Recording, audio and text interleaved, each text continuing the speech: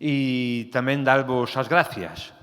tanto ás empresas que acolledes no voso día a día, no voso seno, a futuros profesionais, a investigadores que van a desenvolver un proxecto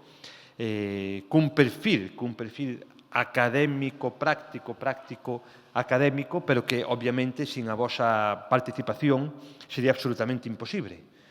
E tamén, por suposto, as universidades aquí representadas polo traballo que facedes e tamén por abrir a mente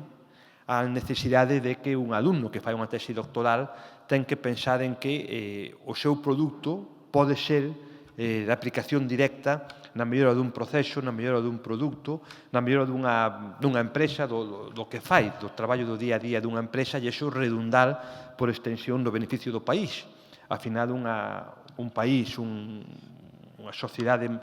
moderna, avanzada, ten que ter un sostento económico, ten que ter empresas que xeneren valor, que xeneren riqueza, que xeneren emprego, dentro dos parámetros obvios da sostenibilidade e da xusticia, etc., pero ten que ter empresas que sean capaces de competir nun mercado cada vez máis aberto, máis dinámico, máis exixente, máis tecnolóxico. E estou seguro que o vosso traballo, ademais de formarvos académicamente, de acadar un título que creo que é moi relevante, moi importante para a vida profesional dunha persona, como ser doutor, que sempre dá un certo recoñecemento e un autoorgullo moi importante e que canaliza as vosas inquietudes como investigadores, tamén vades aportar gran valor ás empresas onde vades a desenvolver o seu traballo. Eu sempre me gusta dicir, e o repito, e mellor unha persona mo ten escoitado, que a educación, dende a infantil ata o doutoramento, que é a capa superior do proceso educativo, basicamente o que ten é que ser útil e dar oportunidades.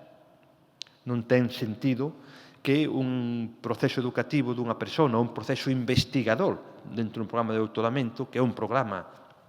educativo con perfil de investigación, pero tamén educativo, faga algo que non sexa útil ou que non lle dé unha oportunidade a esa persona para poder desenvolverse no futuro. E este xeito de mezclar o avance científico, o avance investigador, coas necesidades, cos requirimentos das empresas máis dinámicas e máis innovadoras e que están chamadas a ser unha parte significativa do futuro productivo de Galicia, obviamente, só pode estar avalado, eu entendo que polo éxito